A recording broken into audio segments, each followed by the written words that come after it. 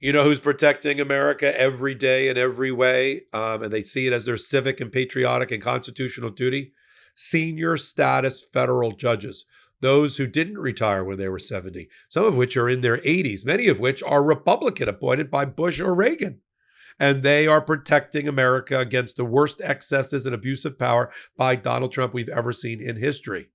Whether it's Judge Breyer in San Francisco, Northern District of California, finding that the Trump administration violated the Posse Comitatus Act, or it's Judge Lamberth in D.C., finding that the Trump administration violated congressional law and constitutional law by destroying the voice of America, right? Or it's Judge Young in Massachusetts, who took on the Trump administration's attempts to violate the First Amendment and to chill the speech of legitimately here faculty, professors, and students on college campuses around America.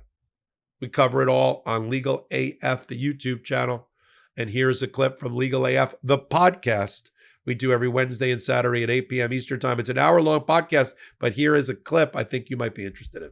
And speaking of being awed and awestruck, Judge Young, who is a senior status judge up in Massachusetts, a Reagan appointee, who we've talked about before, Karen, on Legal AF, because he kind of got into it inadvertently with the United States Supreme Court on another case. He was dealing with a case about funding and a government department. He blocked the Trump administration trying to cut off the funding, and the Supreme Court got all hot and bothered, and a case involving the National Institute of Health, of all things. And Gorsuch took time out and spilled some tea and some ink against Judge Young, of all people, and said, open defiance by the lower courts will not be tolerated. Like, what are you even talking about right now? And then you read, and his version of open defiance was that Judge Young didn't apply a shadow docket, one paragraph ruling in which they allowed the cutoff of funding from the Department of Education, and that Judge Young was supposed to know that's precedent that needs to be followed, as opposed to a preliminary, temporary, procedural, non-substantive, which is what we've always been told, ruling. It's like precedent. And if it's precedent, what's the guide? Where's the internal legal logic? Where's the ratio decidendi? Where's the gravamen? Where's the facts? Where's anything that helps and guides a lower court? Nowhere. But they chastised Young. And Young actually, according to reporting, was so, this guy's like 80 years old, was so upset about it that he was at another hearing, and he talked about how he would never openly defy the United States Supreme Court. Well, if they thought that was open defiance, wait till they see what Judge Young has done now. He spent 160 pages dismantling every last stitch of the Trump administration's effort through the State Department and Homeland Security to crush dissent on college campuses by making non-resident or non-natural born professors and students feel uncomfortable enough that they would stop talking about things that made the Trump administration uncomfortable, like, I don't know, the non-Israel side of the Israel-Hamas debate, I guess. And so under the false flag of rooting out anti-Semitism, they started deporting and arresting through ICE professors and students who were here legally. And until Judge Young got a hold of it. Now, Judge Young decided that he was going to frame this, I guess this was his rhetorical device, the entire opinion as a response to a postcard that was sent to his office, and he says it's still on display if you'd like to see it. And leave it up there for a minute. So on June 19th, he got on, again, this whole thing is snarky. June 19th, of course, is Juneteenth. So it says 19 slave 2025. Trump has pardons and tanks. What do you have? Dear Mr. or Mrs. Anonymous, alone, I have nothing but my sense of duty. Together, we, the people of the United States, you and me, have our magnificent Constitution. Here's how that works out in a specific case, ... like see below. And then he spent the next 160 pages, Karen, dismantling the Trump administration. But then he had like, I'll turn it over to you now. He had like 5 or 6 pages at the end which is just like an after forward. The First Amendment in the time of Donald Trump, where using his own, the judge's own wife's comment about Donald Trump, he then went through and talked about how Donald Trump is going after and trying to bulldoze the First Amendment and how we have to stop it. And then at the end, he ended it with another message to the postcard sender. Have you ever seen anything like this in your life? I was just going to say, as a lawyer who's been practicing for 30 plus years, and I went to law school, I've read thousands of decisions, thousands. It's all I do all day, every day for a living. I have never seen anything like this in my career. At the same time, it gave me chills. I loved it. It gave me goosebumps. It is a decision that is going to be criticized by legal scholars for being gratuitous, over the top, unusual, to say the least.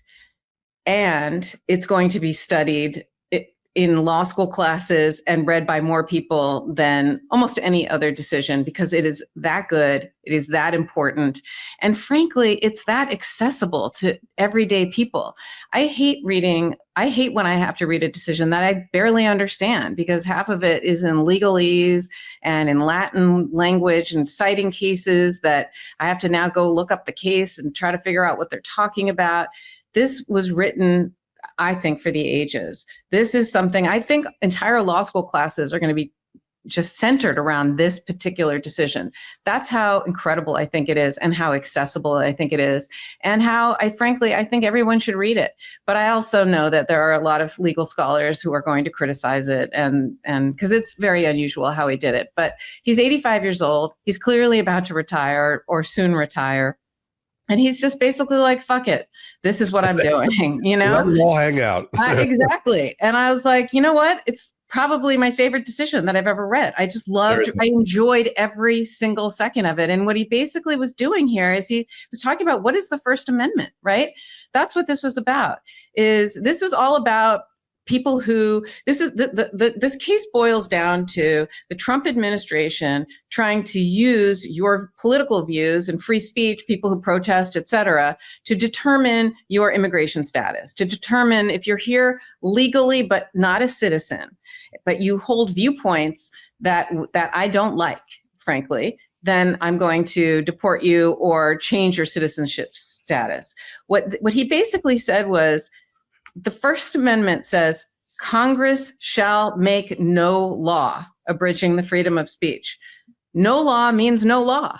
That means no law, not for anybody. And that's what the First Amendment means. And that's the bottom line of this case. And so, no, you can't do it.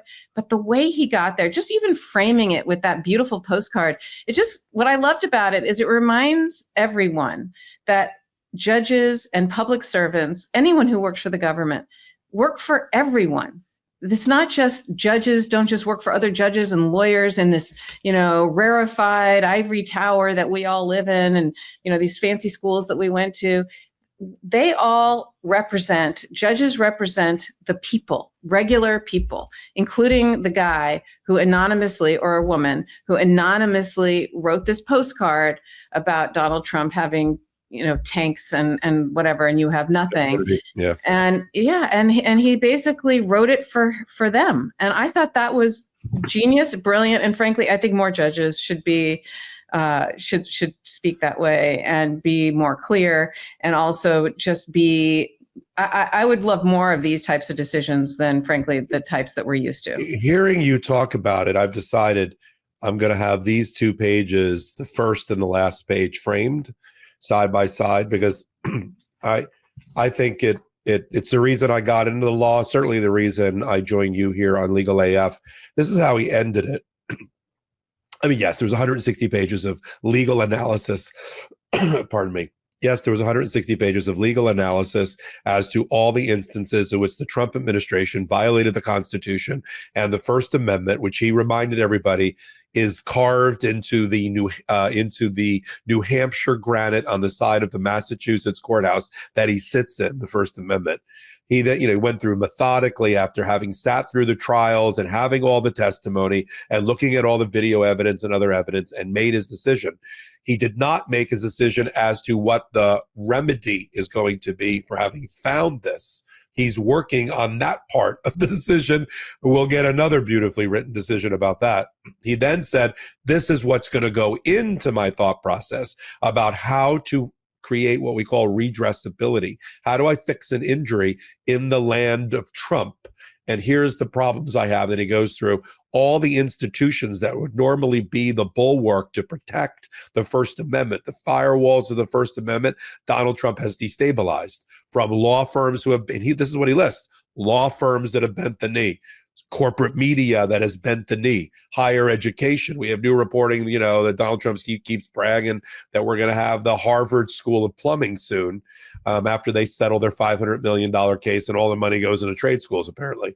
So with that, and the other thing here, before I get to the conclusion, he writes this, Judge Young.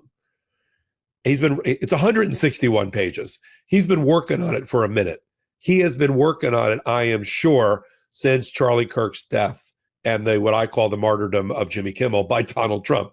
So that is ringing in his ears.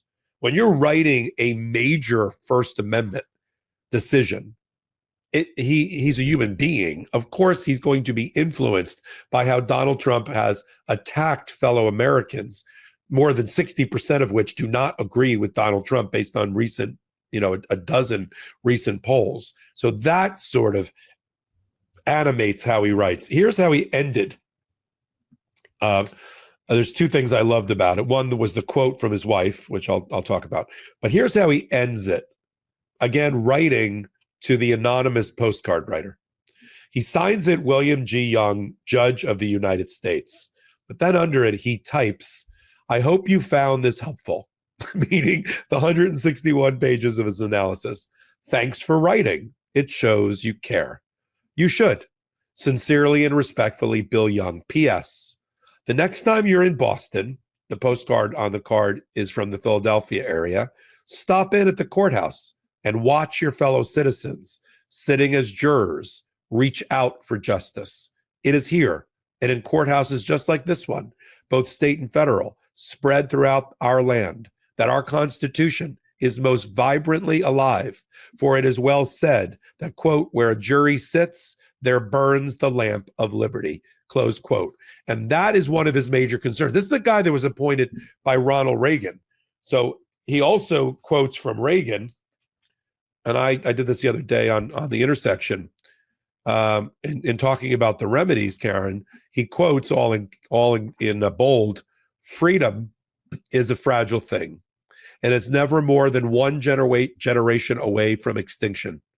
It is not ours by way of inheritance. It must be fought for and defended constantly by each generation, for it comes only once to a people. That was Ronald Reagan in 1967 when he was governor. And apparently, this is interesting. He says that he first heard those words back in 2007 when his son, the judge's son, quoted them in a Law Day celebration speech because I think his son's a judge as well. And then he ends with, I fear that President Trump believes that the American people are so divided that today they will not stand up, fight for, and defend our most precious constitutional values so long as they are lulled into thinking their own personal interests are not affected. Is he correct? That's how Young ends his decision. And I don't believe that Trump is correct. I believe, from what I've seen from this audience, from the growth of the MeidasTouch Network, from Legal AF, from our involvement here, that freedom fighters are alive and well, and are supporting, if they can't be in the courtrooms, like the ACLUs and Democracy Forwards and attorneys generals of the world, if they can't be there with them, they're there in spirit and they're there in support in a community like the one we've built here on Legal AF. I'm definitely framing at least 4 of these pages from this decision. Yeah, I want you to send me which ones you're going to do. I'll have matching ones framed. Okay, all right. No, I'll send it to you. I'll make you one. Really? Yeah. I absolutely love it. I mean, yeah, I see it now. I see the 4 that I want. But look, it just as I said, you have to renew your own tree of liberty, your own way. especially when you're in the field that you and I are in and our supporters. For me, it was when my wife was 8 months pregnant and still able to drive somewhere. We took a weekend trip to Washington, D.C. while Biden was still in office. We got a White House tour, but then we went and saw in person the Declaration of Independence, the Bill of Rights, and the Constitution under glass and with other people, including from other countries. And it was a meaningful and important moment for renewal, especially when if you're just following our system of government and constitutional republic by social media posts, it can be very disheartening and maddening. Sometimes you have to go back to the touchstones of what makes this country great. Remind yourself that one day this too shall pass, and I mean the Trump administration, and we'll still be standing and we'll still be here, right? It's true. It's absolutely true. It's the best we can do. Your grandson and my daughter will only read about Donald Trump in a history book. Welcome back. We sit at the intersection of law and politics so you don't have to. That's a clip. Help us grow the Legal AF podcast community. Still, even though we're top 50, that's because of you. And we need your continued support because the bigger we are, the more your voice is heard.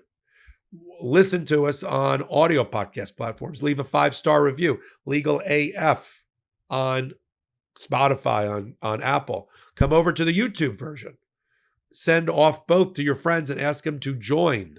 And then if you want to become a card-carrying member of Legal AF, come over to Legal AF, the YouTube channel, hit the free subscribe button, and then slide over to Legal AF Substack and become a paid member there as well. So until my next report, I'm Michael Popak.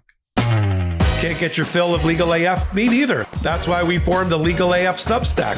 Every time we mention something in a hot take, whether it's a court filing or a oral argument, come over to the Substack. You'll find the court filing and the oral argument there, including a daily roundup that I do called, wait for it, Morning AF. What else? All the other contributors from Legal AF are there as well. We got some new reporting. We got interviews. We got ad-free versions of the podcast and hot takes. Where? Legal AF on Substack. Come over now to free subscribe.